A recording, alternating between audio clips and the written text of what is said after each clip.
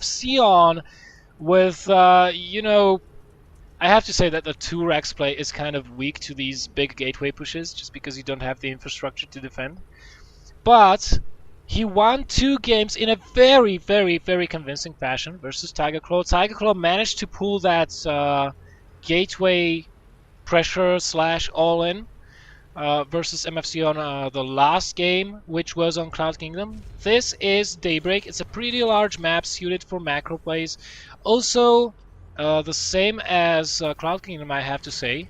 No ramps to help the Terran at the natural, and it's a pretty wide open space, making the setting up of your defenses more difficult. That's why a lot of Terrans on this map prefer to all-in the Protoss with some kind of 1-1-1 play. Yeah.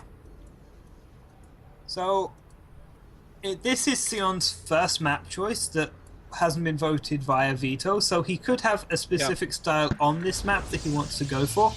As you said, the 1-1-1 is very strong.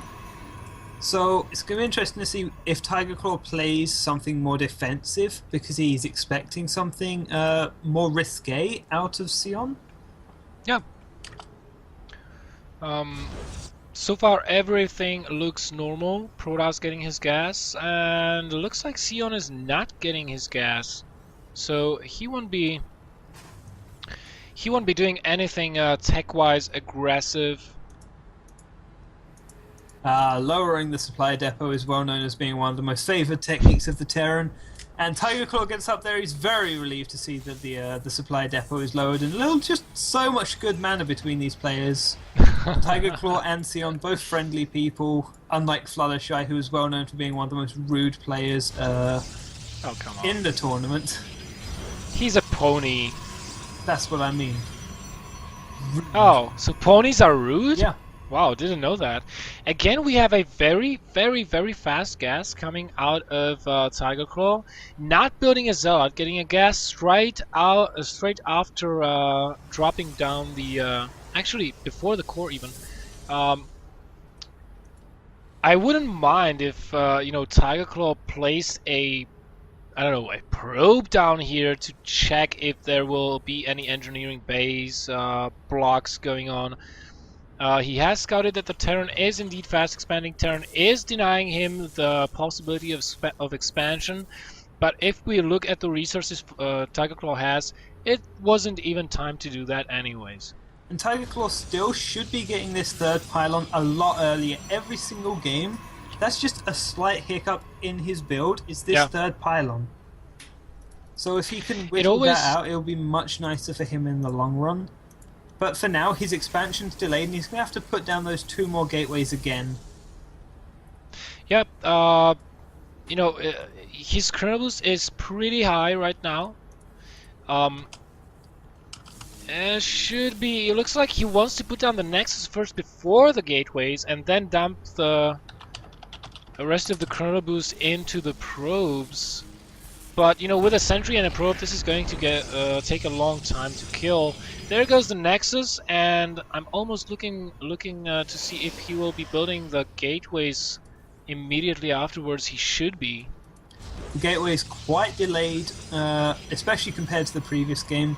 Puts another pylon down. Supply blocks again, which it's just these small, consistent blunders that are showing that he's not entirely comfortable with the Protoss race. He hasn't worked out the small nuances, but he wins based on being a good player in other categories. Overall, yeah. So we do have the one bunker, the second bunker. I've already identified this as being the standard for Sion. He always goes double bunker, always with this opening. Yet again, we have the double racks, double gas into engineering bay, into a factory. Yeah,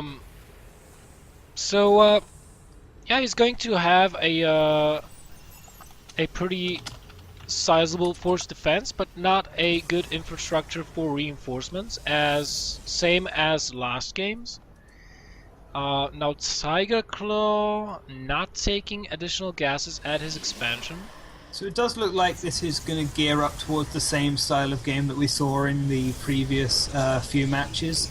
Everything seems slightly faster out for Sion. He's getting his +1 a lot sooner. He's getting his stim pack a lot sooner.